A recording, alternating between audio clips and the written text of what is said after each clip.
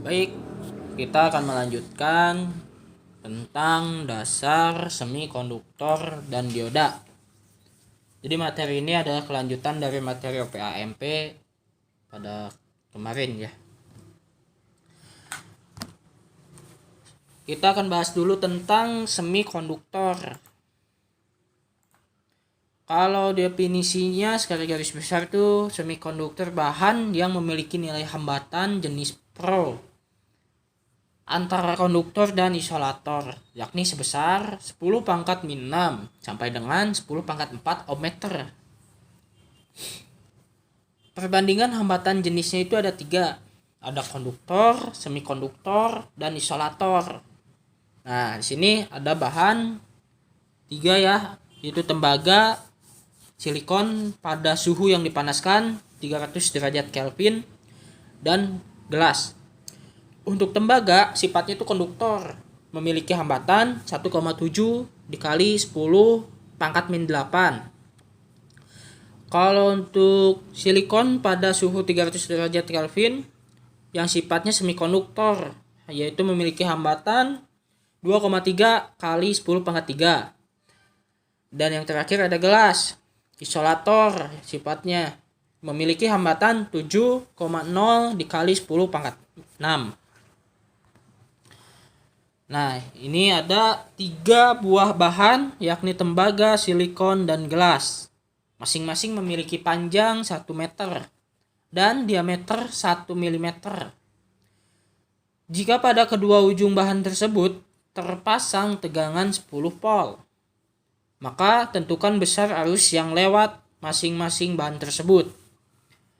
Maka kita harus menjawabnya, yaitu menghitung R dulu, yang dimana ketiga ini memiliki lingkaran ya, berbentuk ada lingkaran. Jadi oleh karena itu kita harus mencari diameter dulu, jari-jari, lanjut mencari luas penampang dan resistansi.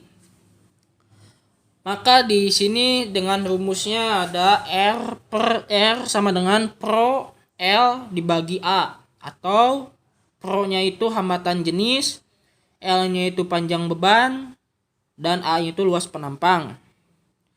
Dan rumus kedua ini untuk mencari luas lingkaran, di mana A sama dengan V per R kuadrat. Yang ketiga ini rumus diameter lingkaran ya, rumus lingkaran, yaitu jari-jari sama dengan diameter dibagi 2. Maka kita harus menghitung dulu, mencari dulu R, jari-jari. Ketika kita udah mencari R, maka kita ketemu R-nya kan. Lanjut kita masukkan rumus A. Untuk mencari A, kita hasilnya dari PR kuadrat. Dan setelah itu kita cari resistansi. Nah, di sini kan udah ada jawabannya. Jadi tinggal masukin saja gitu kan. Lanjut selanjutnya dihitung arus untuk masing-masing bahan. Dihitung I-nya dengan rumus I sama dengan V per R. Nah, setelah diketahui dari rumus ini, maka dihasilkanlah arus tembaga sebesar 0,46 dikali 10 pangkat 3 ampere. Dan yang kedua ada arus silikon 3,41 dikali 10 pangkat 9 pangkat min 9 ampere. Dan yang ketiga gelas memiliki menghasilkan arus 1,12 dikali 10 pangkat min 12 A. Jadi di sini yang terbesar itu adalah tembaga dan yang terkecil adalah gelas. Nah, perhatikan arus yang mengalir pada bahan-bahan tersebut dari yang terbesar adalah pada konduktor, yaitu tembaga, semikonduktor, silikon, dan isolator gelas, dari yang terbesar sampai yang terkecil. Lanjut. Bahan-bahan semikonduktor itu ada 3. Ada trivalen, yang dimana logam-logam memiliki atom-atom dengan jumlah elektron terluar yaitu 3 buah, seperti boron, B, gallium atau Ga, dan indium atau In. Dan yang kedua ada tetrapalen, di mana logam-logam yang memiliki atom-atom dengan jumlah elektron terluar 4 buah, seperti silikon, Si, dan germanium, Ge. Dan yang ketiga ada pentapalen. Penta itu 5, yaitu logam yang memiliki atom-atom dengan jumlah elektron terluar yaitu 5 buah, seperti fosfor atau P, arsenicum atau As, dan antimon atau Sb. Nah, seperti inilah tabel periodik semikonduktornya di golongan 3A, golongan 4A, dan golongan 5A. Golongan 5A berarti elektronnya itu plus 3. Kalau golongan 4A elektronnya itu plus 4. Dan golongan kelima juga sama. Golongannya elektronnya itu plus 5. Next. Bahan-bahan semikonduktor. Di sini yang pertama itu ada bahan yang paling banyak digunakan, yaitu silikon dan germanium, Si dan Ge. Jumlah elektron Si itu silikon 14 buah. Jumlah elektron germanium 32 buah. Dan selanjutnya jumlah elektron valensi atau elektron terluar silikon maupun germanium yang masing-masing memiliki 4 buah. Dan jenis ikatannya itu kovalen. Jenis ikatan kovalen. Jenis semikonduktor atau intrinsik. Semikonduktor intrinsik merupakan semikonduktor murni dan tidak cacat. Contohnya silikon murni. Nih. Yang sebelah kiri ada visualisasi 3 dimensi seperti ini gambarnya. Dan yang kedua nih visualisasi 2 dimensi. Nih kan di sini udah ada diketahui ini elektron valensinya. Jadi ini ikatan kovalennya di sini. Nah gitu kan, struktur kristal Si silikon, pengulangan secara teratur satuan sel 3 dimensi berbentuk tetraederal. Semikonduktor intrinsik pada suhu yang sangat rendah. Semua elektron berada pada ikatan kovalen. Tidak ada elektron bebas atau tidak ada pembawa muatan sehingga bersifat sebagai penghantar atau isolator. Semikonduktor intrinsik pada suhu kamar. Pertama, agitasi termal menyebabkan beberapa elektron valensi keluar dari ikatan kovalen menjadi elektron bebas sebagai pembawa muatan negatif. Kedua, munculnya elektron bebas diikuti dengan terbentuknya hole atau lubang sebagai pembawa muatan positif. Peristiwanya disebut pembangkitan generasion. Yang ketiga, jika dipasang beda potensial, terjadi aliran arus atau sebagai konduktor dengan konduktansi rendah. Nah, ini ada sifat bahan silikon dan germanium dari Millman tahun 1986. Dari sifat-sifatnya. Oke. Lanjut. Pembawa muatan pada semikonduktor intrinsik. Nih, semikonduktor intrinsik sama ya seperti ini. Nah, ini kan ketika dibuka ini ditutup. Dan ini ada medan listrik yang terpasang. Nah, yang keadaan terdahulunya itu seperti ini. Dari generasionnya direkomendasi tuh menjadi keadaan kemudian seperti ini. Jenis semikonduktor ekstrinsik. Semikonduktor ekstrinsik atau semikonduktor yang memperoleh pengotoran atau penyuntikan, itu doping namanya, oleh atom asing. Nah, di sini kan semikonduktor terbagi menjadi 2. Yang pertama itu semikonduktor tipe N dan yang kedua semikonduktor tipe P. Semikonduktor tipe N di mana pengotoran oleh atom pentapalen seperti P, As, dan Sb, fosfor, arsenicum, dan apa tadi? Lanjut yang kedua, atom pengotornya itu disebut atom donor, penyumbang gitu kan. Pembawa muatan, elektron disebutnya. Yang kedua ada semikonduktor tipe P, pengotoran oleh atom trivalen seperti B, Ga, Inte, In, boron, galium, indium. Atom pengotornya itu disebut atom akseptor, yaitu pembawa muatannya itu adalah Hall. Awas jangan kebalik. Nah, jenis semikonduktor ekstrinsik. Nah, tujuan dopingnya itu untuk meningkatkan konduktivitas semikonduktor dan memperoleh semikonduktor dengan hanya satu pembawa muatan, elektron atau Hall saja. Perbandingan dopingnya, atom dopan, atom murni sama dengan 1:10⁻⁶ sampai dengan 10⁻⁸. Dopan adalah atom pengotor. Atom-atom dopan pada semikonduktor tipe N adalah atom-atom pentavalen dan dinamakan atom pendonor, atom donor. Sedangkan pada semikonduktor tipe P trivalen dan dinamakan atom akseptor. Semikonduktor tipe N. Nah, elektron bebas sebagian besar terjadi karena doping dan sebagian kecil lainnya bersama Hall karena generasion akibat agitasi termal. Elektron bebasnya menjadi pembawa muatan mayoritas dan Hall sebagai pembawa muatan minoritas. Nih kan, yang lah di sini kan mulanya +4 menjadi +5 karena didoping oleh elektron bebas. Lanjut. Semikonduktor tipe P.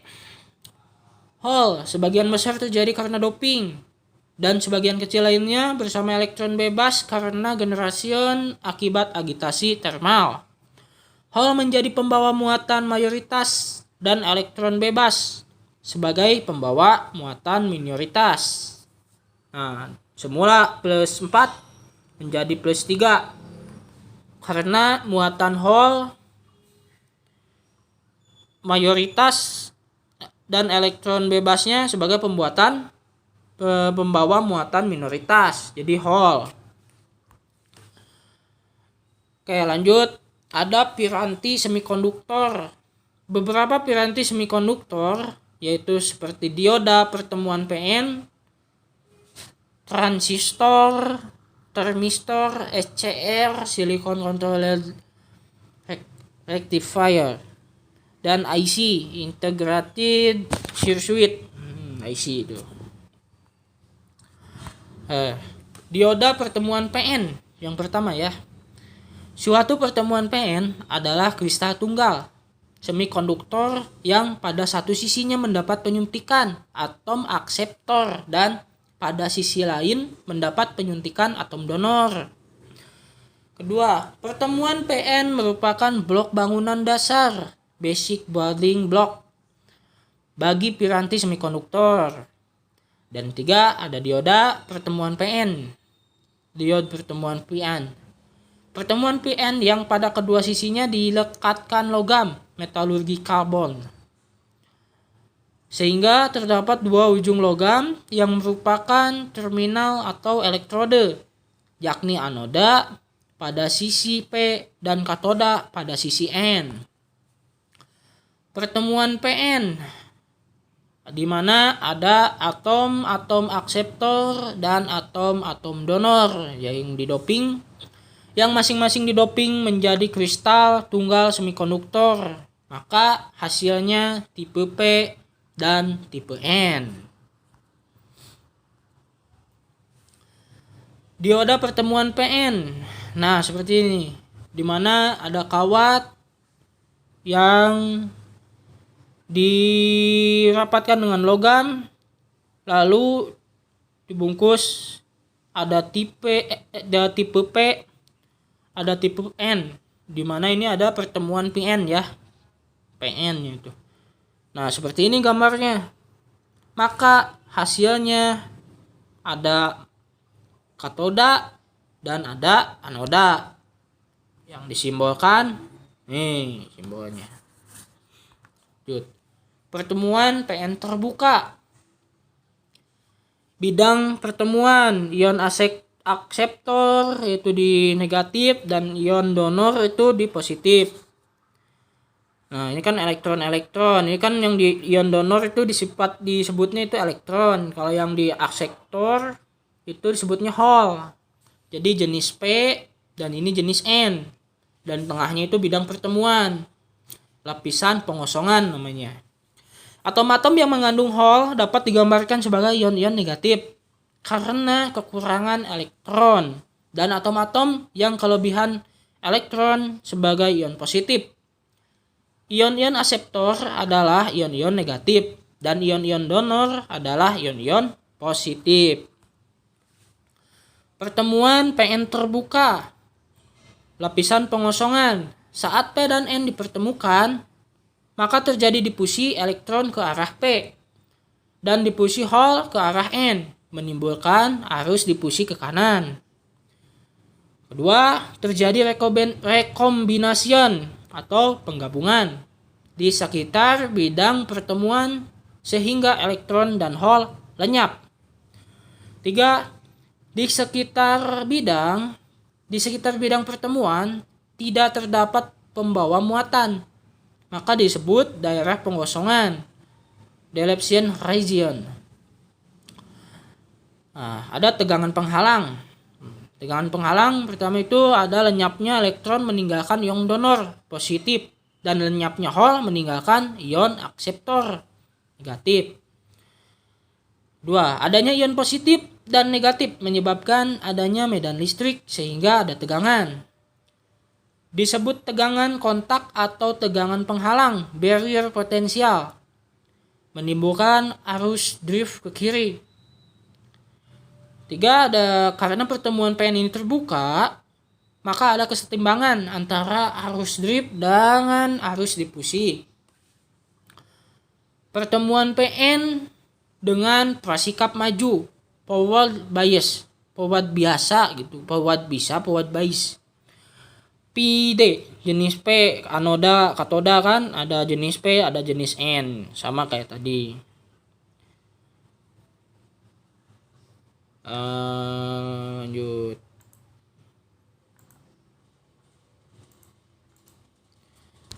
Adanya PD.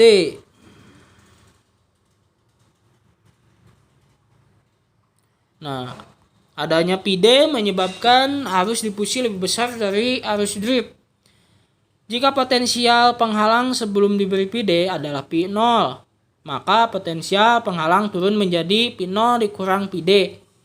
Daerah pengosongan menjadi sempit. Pembawa mayoritas punya energi yang cukup untuk melewati potensial penghalang. Hole dari sisi P, pembawa mayoritas dapat melewati daerah pengosongan menjadi pembawa minoritas di sisi N. Elektron dari sisi N, pembawa mayoritas dapat melewati daerah pengosongan menjadi pembawa minoritas di sisi P. Jumlah arus dari elektron dan hole merupakan arus total yang lewat dioda. Next.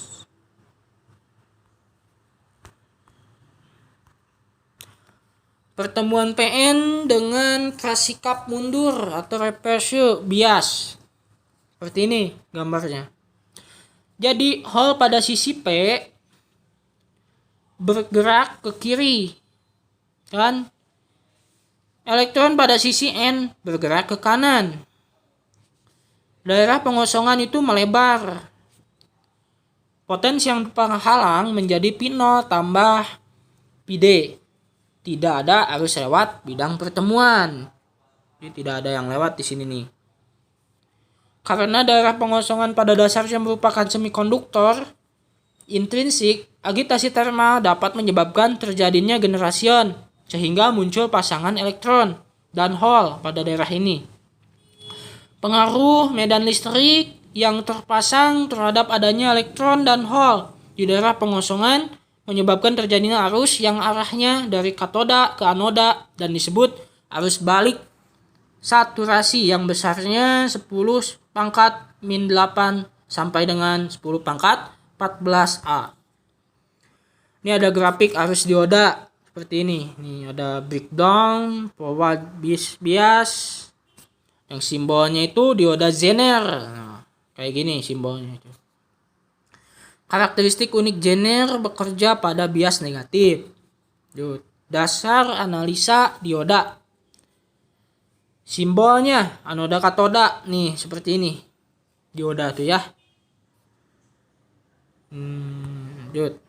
Nah, jenis-jenis dioda ada Junction dioda, Zener dioda seperti ini bentuknya.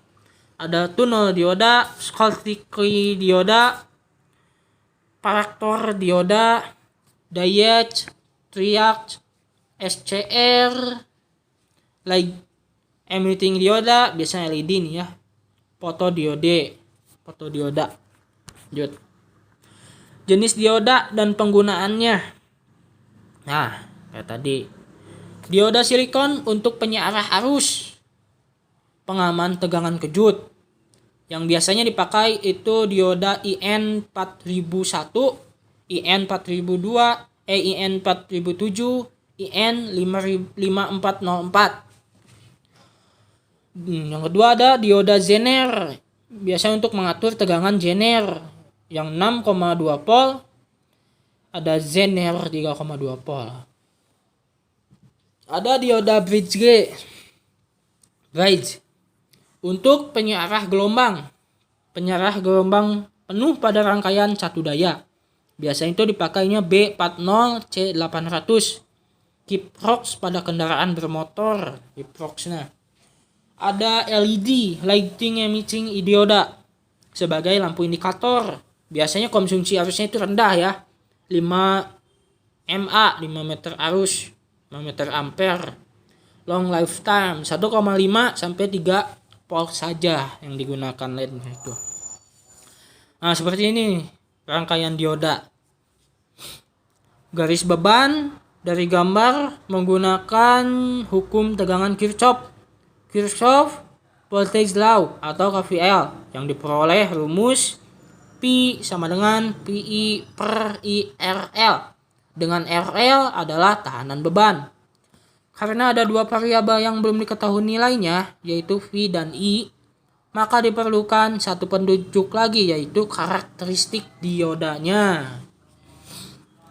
Nih, garis beban melewati titik I sama dengan 0. Titik potong adalah P sama dengan PI. Nah, jadi garis beban yang melewati I itu adalah 0. Maka titik potong P-nya adalah rumus P sama dengan PI. Dan P sama dengan 0. P-nya itu 0.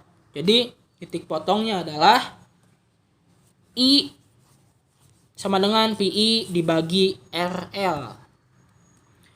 Nah, ini ada gambar kurva karakteristik dinamis hubungan arus terhadap tegangan masukan PI bervariasi tersebut yang disebut karakteristik dinamis.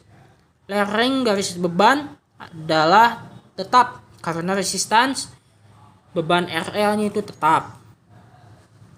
Ada model-model dioda. Yang pertama itu pendekatan pertama, dioda ideal. Pada keadaan forward bias, dioda dianggap sebagai saklar tertutup karena hambatan pada dioda dianggap bernilai 0. Pada keadaan reverse bias, dioda dianggap sebagai saklar terbuka karena hambatan pada dioda dianggap bernilai tak terhingga. Nah, seperti ini modelnya. Kalau model kedua itu pendekatan kedua. Yang tadi itu pendekatan pertama, ini kedua. Pada keadaan forward bias, dioda dianggap sebagai sumber tegangan sebesar PY atau PY untuk silikon itu 0,7 volt atau 0,6 volt. Dan PY untuk germanium itu menghasilkan 0,2 volt atau 0,3 volt. Pada keadaan reverse bias, dioda dianggap sebagai saklar terbuka karena hambatan pada dioda dianggap bernilai tak terhingga. Nih, contoh gambarnya. Lanjut ada model pendekatan ketiga. Pada keadaan forward bias, dioda dianggap sebagai sumber tegangan sebesar PY atau PY untuk silikonnya itu 0,7 volt atau 0,6 volt sama kan, dan PY untuk germanium 0,2 volt atau 0,3 volt. Bedanya di germanium saja gitu kan. Dengan resistansi forward RF yang terpasang secara seri. Pada keadaan reverse bias, dioda dianggap sebagai resistansi reverse. Nih contohnya gambar ya. Oke, mungkin udah ya. Ini ada contoh-contohnya yang dimana contoh soal. Atau resistansi gitu satu naiknya pas pertama atau kedua. Resistan soalnya seperti ini nih. Pendekatan satunya yang tadi disebutnya, pendekatan keduanya ini, pendekatan ketiganya seperti ini. Oke. Cukup sekian saja, teman-teman bisa pelajari. Dan akhir kata, terima kasih atas perhatiannya. Mohon maaf apabila ada kesalahan dalam penyampaian atau kurang jelasnya. Sekian. Assalamualaikum warahmatullahi wabarakatuh.